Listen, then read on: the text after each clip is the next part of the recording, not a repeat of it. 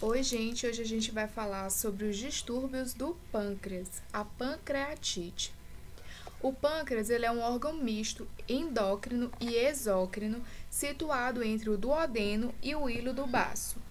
A porção exócrina do pâncreas compõe-se de unidades acinares, que se mostram à microscopia como uma camada arredondada de células piramidais, contendo os grânulos de zimogênio acidófilos, que se desembocam em uma luz central.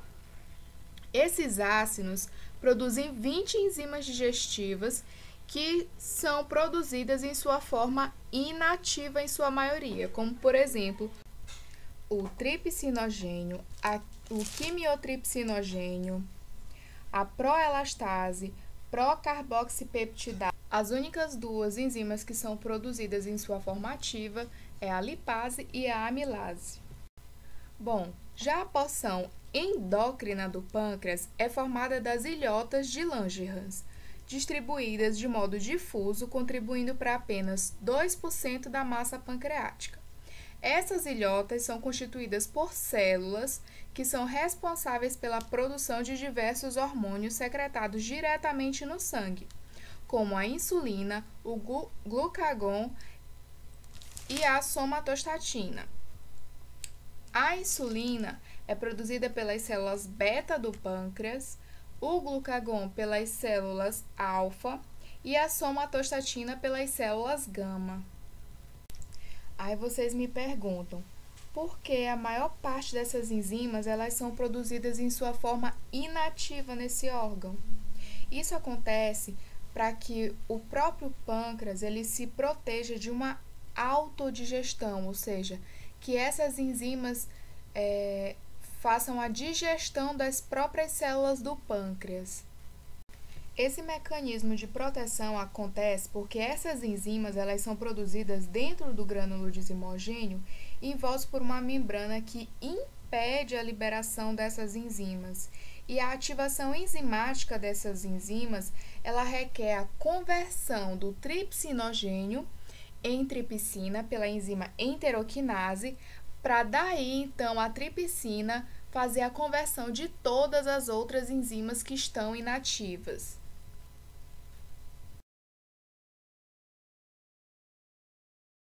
Ou seja, acontece uma reação em cadeia em que a própria tripsina se encarrega de ativar as outras enzimas. Outro mecanismo interessante de se falar é o do inibidor de tripsina. O nosso corpo ele é tão perfeito, que para não ativar essas enzimas desnecessariamente, esse inibidor de tripsina ele mantém essa tripsina na forma inativa, impedindo de que essa ativação das outras enzimas comece a acontecer exacerbadamente. Quando por um motivo ocorre um acúmulo de suco pancreático dentro desse órgão, o que acontece? Vai acontecer uma saturação do inibidor de tripsina.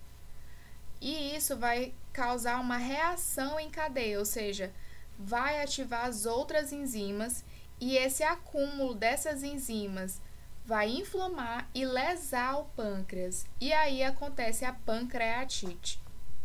Bom, agora a gente vai falar um pouco sobre a pancreatite aguda. A pancreatite aguda ela é uma inflamação associada à disfunção do parênquima exócrino, ou seja, o tecido e células responsáveis pela produção das enzimas digestivas. As principais causas da pancreatite aguda é a litíase biliar e o etilismo. Na litíase biliar acontece por conta da obstrução da passagem do pâncreas para o duodeno, ocorrendo um acúmulo desse suco pancreático, uma saturação do inibidor de tripsina e um aumento dessa ativação das enzimas, causando a lesão. No caso do etilismo, ocorre por dois motivos, ou pela secreção de fluidos ricos em proteínas, no qual é depositado esses cálculos proteicos nos ductos pancreáticos, ou por um aumento na secreção exócrina e na contração do esfíncter de Oddi. Por quê? Porque quando a gente ingere o álcool, a gente produz uma substância que ela precisa ser metabolizada para poder reduzir essa toxicidade. As manifestações clínicas da pancreatite aguda acontecem de forma leve a grave. Um exemplo que a gente tem é o extravasamento microvascular, que acontece por conta da obstrução dos vasos, ou seja, o edema, o inchaço.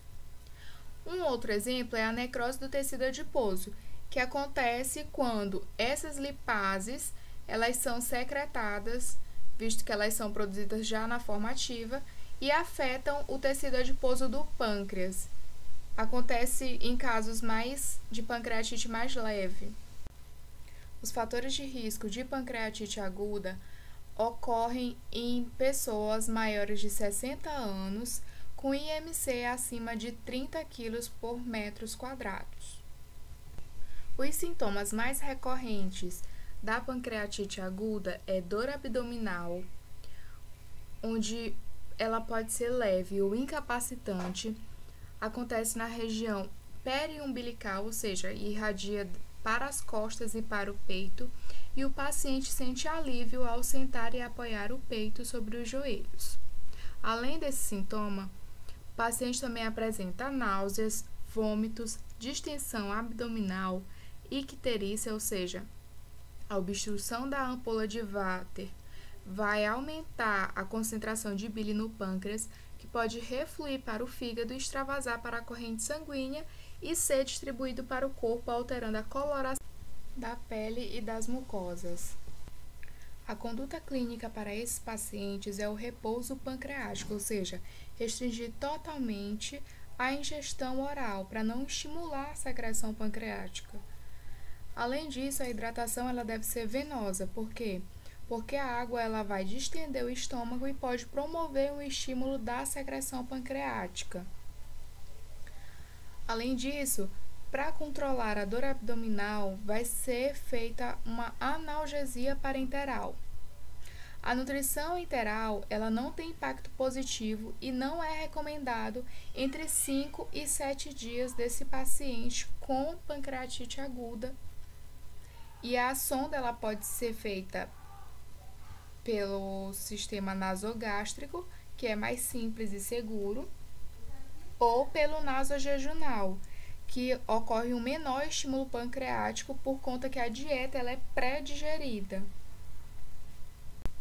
A alimentação por via oral, ela só vai ser realizada quando o paciente não tiver qualquer sintoma de dor, sem utilizar o analgésico e quando ele também não apresentar nem náuseas e nem vômitos.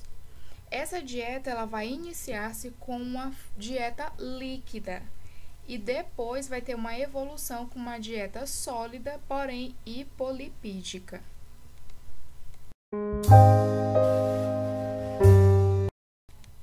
Bom, já a pancreatite crônica, ela é acarretada por lesões repetidas da pancreatite aguda. Ou seja, a inflamação do pâncreas já é uma lesão irreversível do parênquima exócrino e pode ocorrer a presença de fibrose, onde as ilhotas de Langerhans são afetadas, destruindo esse parênquima endócrino. Ou seja, isso acontece numa fase mais tardia, mais avançada dessa pancreatite crônica. Como essa pancreatite ela é mais ou menos como se fosse uma lesão da pancreatite aguda, ela também é causada por obstrução dos ductos, pelo efeito tóxico do álcool ou pelo estresse oxidativo, ou seja, geração dos radicais livres nas células acinares. Os sintomas da pancreatite crônica se assemelham aos sintomas da pancreatite aguda, como as dores abdominais, as dores nas costas, a icterícia, a febre baixa, porém, na pancreatite crônica, pode ser assintomática, até que se desenvolva uma indigestão grave por conta da insuficiência pancreática e ou o controle prejudicado, onde pode ter uma predisposição ao diabetes mellitus. dieta para esse tipo de paciente já pode ser uma dieta oral, porém com restrição de gorduras. Tem que se reduzir as refeições ou fracioná-las 6 vezes ao dia, evitando alimentos estimulantes de secreção ácida como o café, chá, chocolate e condimentos. É isso.